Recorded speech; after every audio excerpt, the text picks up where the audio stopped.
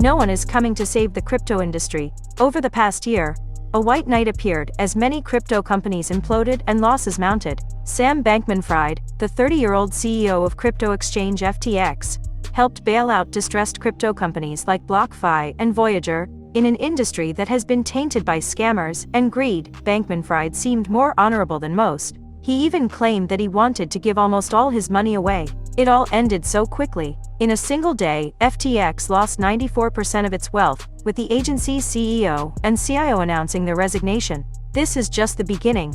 Crypto lender BlockFi announced that it will be halting client account withdrawals to address technical issues after FTX filed for bankruptcy. The answer is absolutely nobody. Crypto should be decentralized and transparent, not run by a single person who only wants to capitalize on it.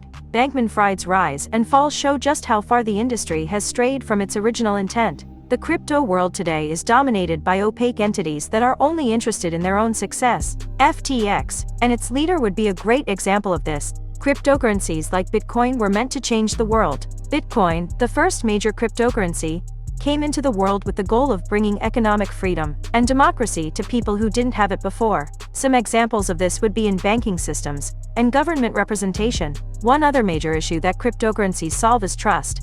There is no need to trust anyone when using Bitcoin, because all transactions are recorded on a decentralized ledger, known as a blockchain. This allows everyone to see what's happening, and nobody can fraudulently alter the data. However, FTX's sister company Alameda was not transparent. Everything seemed fine until my colleague Ian Allison, a journalist at CoinDesk, published an article last week teasing out the fact that the Alameda balance sheet is largely made up of FTT tokens created by FTX. The close ties between FTX and Alameda have raised questions about the stability of the latter. A journalist revealed Alameda's financial weaknesses, not through smart, public blockchain technology. Soon after, one of the world's highest-ranking crypto influencers made an announcement to liquidate their FTX holdings on a public group chat. That same day, Binance announced that it had signed an official letter of intent to acquire FTX. However, later Binance decided to back out of the plan for unknown reasons.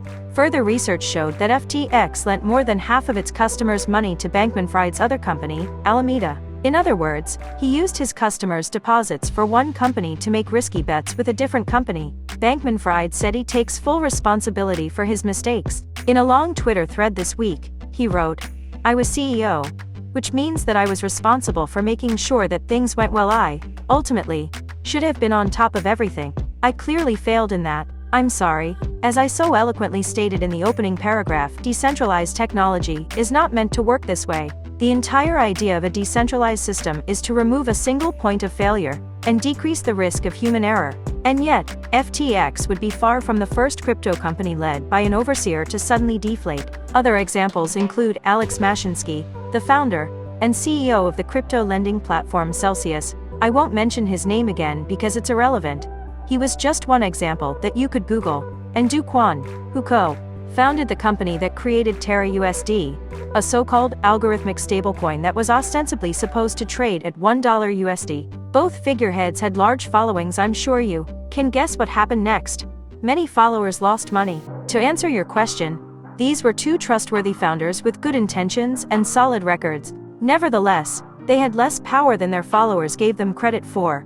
How does this make sense? Vitalik Buterin and the Ethereum Foundation have decided to change how Ethereum succeeds. Instead of relying on a single leader or a small group, they will decentralize decision-making by enabling anyone who has held ER for at least a year to vote for changes in the protocol, as we've seen with Tezos. Crypto has been hard to regulate so far. One lesson for the crypto sector is to stop looking for saviors. Bankman-Fried's meteoric rise was not simply attributable to his own efforts.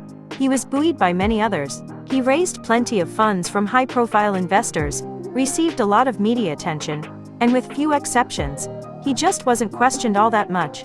The bottom line is that so much hope and responsibility should not rest in one individual alone. Crypto's principles should go against everything that represents it and shouldn't be about putting too much faith in any single person.